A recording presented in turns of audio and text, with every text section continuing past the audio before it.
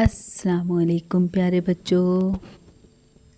तो एक नई कहानी के साथ मैं फिर आपके साथ हूँ और आज की हमारी कहानी का नाम है बीमार शहज़ादी।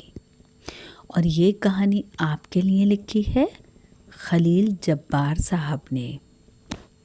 तो चलिए शुरू करें कहानी। एक शहज़ादी थी, उसको अचानक सफाई पसंदी का खप्त हो गया।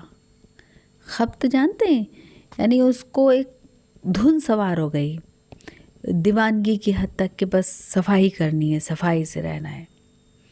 शाही महल में किसी कनीज़ का हाथ गलती से शहज़ादी के हाथ से छू जाता तो वो अपने हाथों को घंटों धोती रहती थी। कनीज़ मालूम है ना, यानी उनकी सर्वेंट। खाने पीने के साफ बर्तन शहज़ादी अपने सामने दोबारा साफ पानी से धुलवाती थी। खाना भी बहुत कम खाने लगी, जिसकी वजह से वो बहुत कमज़ोर हो गई।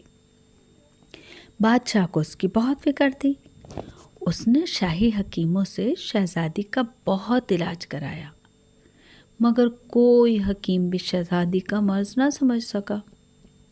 बादशाह ने शाही हकीमों से मायूस होकर ऐलान करा दिया कि जो शहज़ादी का इलाज करके तंदुरुस्त करेगा उसे माला माल कर दिया जाएगा। कई हकीम आए, मगर वो शहज़ादी के इलाज में कामयाब ना हो सके। एक दिन एक बूढ़ा हकीम दरबार में हाजिर हुआ और उसने शहज़ादी के इलाज की ख्वाहिश जाहिर की। बादशाह ने उसे इजाज़त दे दी। हकीम साहब ने सबसे पहले वो नुस्खे मांगे जिनकी मदद से दवाइयाँ तैयार करके खिलाई गई थी। वो नुस्खे देखने के बाद हकीम साहब ने शहज़ादी के शाही महल में मामूलात के बारे में तफसील से पूछा, यानी उनकी रूटीन क्या है, और उन्हें एक कागज़ पर दर्ज कर लिया, यानी नोट कर लिया।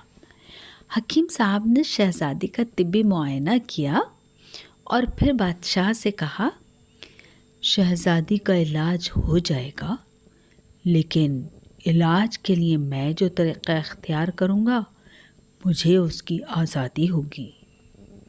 बादशाह ने हामी भर ली। हकीम साहब के हुक्म पर शहज़ादी को एक कुर्सी पर बिठाकर उसके हाथ पांव कुर्सी से बांध दिए गए। कमरे में बादशाह और मलका के अलावा एक कनीज़ भी मौजूद थी। वो हैरत से हकीम साहब को देख रहे थे कि ये शहज़ादी के इलाज का कौन सा तरीक़ा है।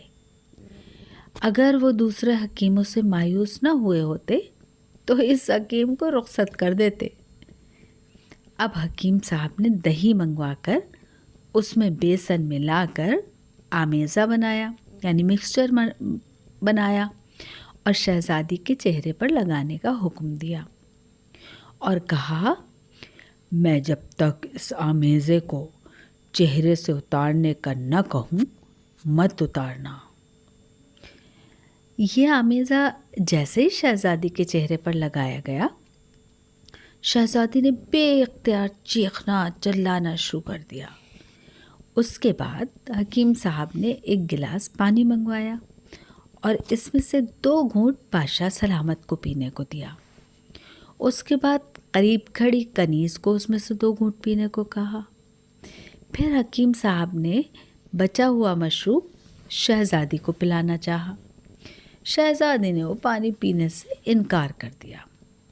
हकीम साहब शहज़ादी को ज़बरदस्ती पानी पिलाने लगे। शहज़ादी ने इनकार किया।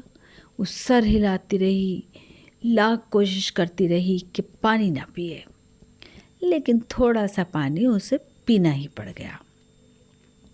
पानी पीते ही शहज़ादी ने शोर करना शुरू कर दिया, मैं मर जाऊंगी, मैं मर जाऊंगी। ये कहते कहते शहज़ादी बेहोश हो गई।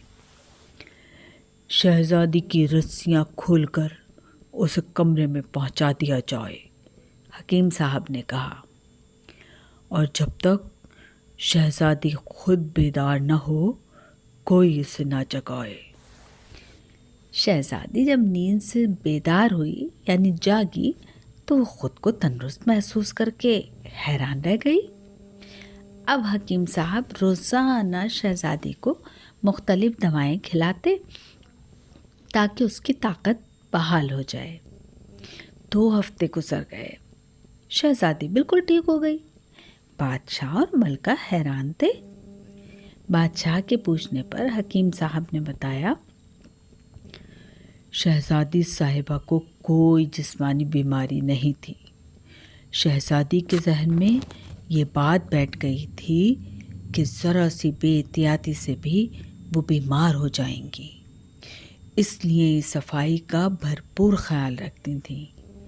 हदिये कि किसी सहेली या कनीज़ का हाथ लगने पर शहज़ादी साहिबा खौफज़दा हो जाती और घंटों अपने हाथ धोती कि इनके हाथ पर जो गंदगी लग गई है उसे साफ़ करना है, वरना ये चीज़ उन्हें मार भी सकती है। निफासत पसंदी के सबब ये ज़हनी उलझन का शिकार हो गई थीं। मैंने शहज़ादी साहिबा को ज़ुबानी तौर पर समझाया कि सफाई अच्छी बात है, लेकिन हद से ज़्यादा निफासत पसंदी नुकसानदेह है, और ये बात मैंने